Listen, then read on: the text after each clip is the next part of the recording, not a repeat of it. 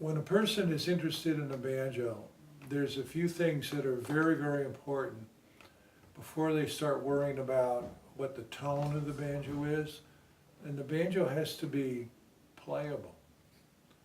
A lot of banjos coming from China, well, first off, they don't sound that good in the first place, but they don't play well either. And it's important to have an instrument that plays well, meaning the strings aren't too high off the fingerboard, the bridge is in the right place, and the frets are done well so that the person doesn't have to fight the instrument to play it.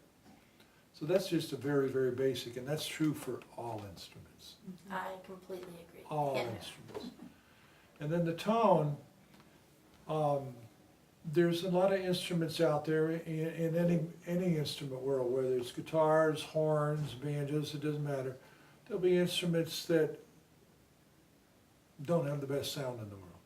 And then there'll be instruments that sound okay, and then instruments that sound really, really good. And it's good to have a really good sounding instrument, but the sound of an instrument that sounds good can bring a lot of happiness to a customer. Don't necessarily want one that sounds bad. But then again, one man's bad might be another man's good. So you don't want to get too adamant about that. What's important is, however it sounds, is whether the guy playing it really loves it. There's another aspect to the sound of a banjo.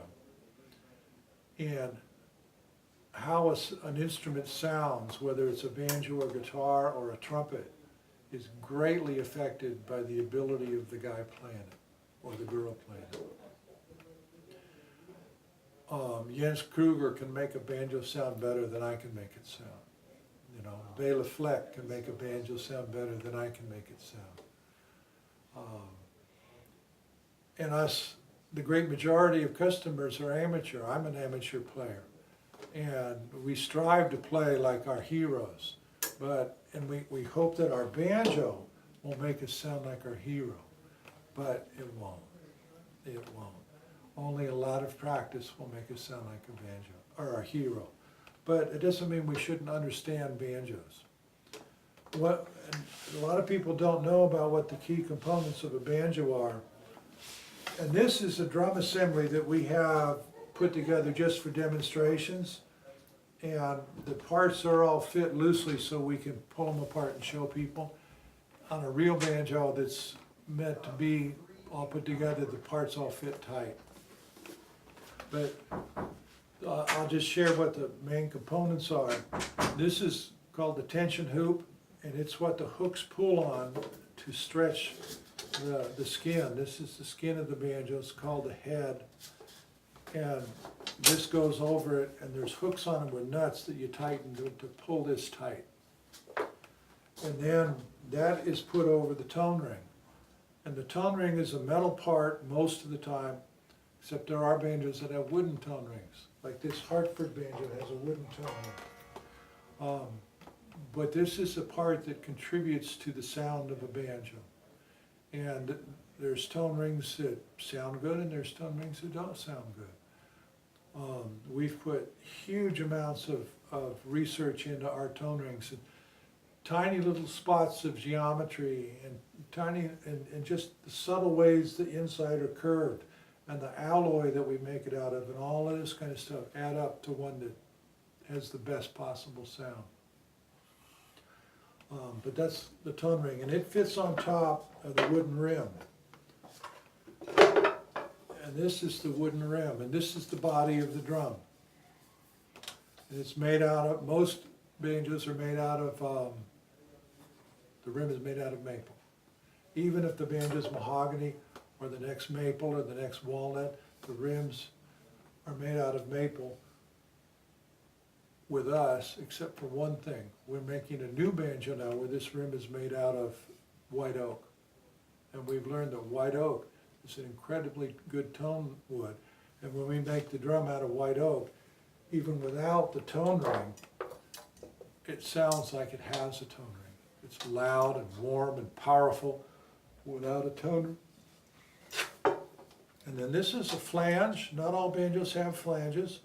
But it's a very popular way to do banjos, and that fits on the rim, and then the hooks go through the flange, and the nuts go on here, and that forms the ability to tighten the skin head.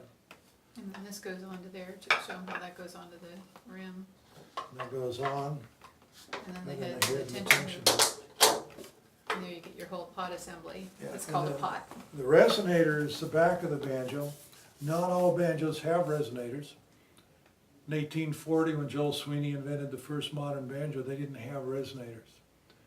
They didn't start having resonators until about 1910. And what drove the development of the resonator was the need to make the banjos a little bit louder and project the music out to the audience a little better. And that was because of their use in the Dixieland bands. It was the jazz period. And the banjo was on stage with horns. And that's what led to the development of the resonator. Resonator is used in bluegrass. You rarely see an open back banjo in bluegrass. It's used in jazz, used some in country. Sometimes you'll see an open back banjo in country. Folk music is virtually always an open back banjo. Open back means that it doesn't have a back on it. And when a person wants to figure out what kind of banjo they want, they need to first ask themselves, what is their mission? What's their favorite song? What's their favorite kind of music? If they want to play jazz, then they need a different kind of banjo. If they want to play old-timey, they need a different kind of banjo. If they want to play bluegrass, they need a different kind of banjo. The banjo world is expanding into almost all genres of music now. And the rules about what kind of banjo you need almost don't apply. If somebody wants to play rock and roll or blues or punk or ska or whatever, they can play whatever banjo they want. And the kind of banjo you use kind of depends on where you came from. The old-timey banjo, the clawhammer banjo, was pretty much perfected in the Appalachian Mountains from the late 19th century into the 20th century. And it was mainly used as dance music. And as modern banjos started evolving and resonators started showing up, people in the Appalachian, if they could afford it, were buying banjos with resonators because it played louder at the dances. So they left the open backs behind and started playing banjos with resonators. But the city folks that started studying Appalachian banjos weren't really paying attention to that. They'd see some old guy that all he had was an open back, and they'd start listening to all their favorite, the old recordings from the 20s and the teens. And most of those were done on open back banjos.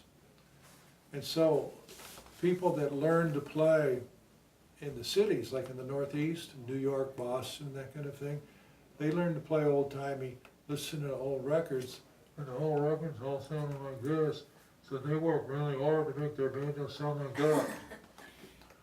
Whereas the people in the Appalachian Mountains in modern times that are playing for dances, they don't want their banjo to sound like that. They want it to be bright and crisp and loud, and a whole hall full of dancers need to be able to hear it.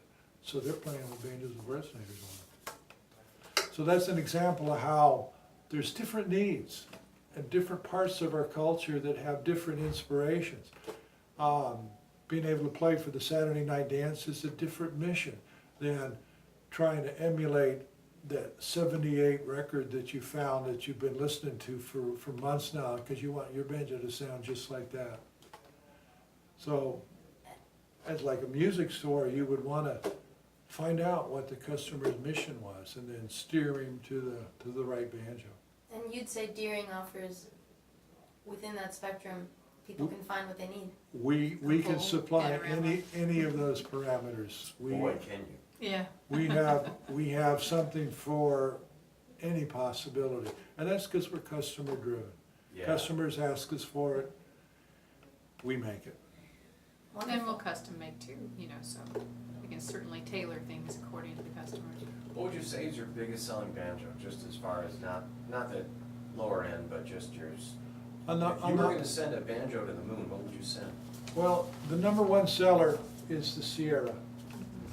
Our new Eagle banjo is catching up to it. Beyond that one, the next best seller is the Calico. Okay. Calico has been growing by leaps and bounds in how many people are buying it. It's just, more and more people are just falling in love with that banjo. How come? Well, it's a good banjo, and it's just a really good banjo, and it's beautiful, and you get a really nice, see, from our Sierra all the way to the Gabriella, which is a $30,000 banjo, the drum's the same. Yeah, I see. And the Calico is fancier. Yeah. It's Yeah. fancier. But on the calico, we carve the inside of the resonators on a lathe, which helps direct the sound outward.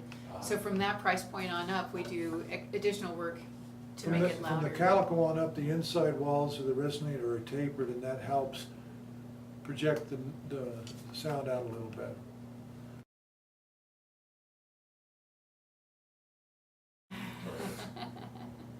They know them all. Well, my favorite one Janet really does not like, and to the banjo's credit, I found this joke on a webpage of viola jokes. And I converted it to a banjo joke. So what's the difference between a banjo and a coffin? Coffin is the one with the dead guy on the inside.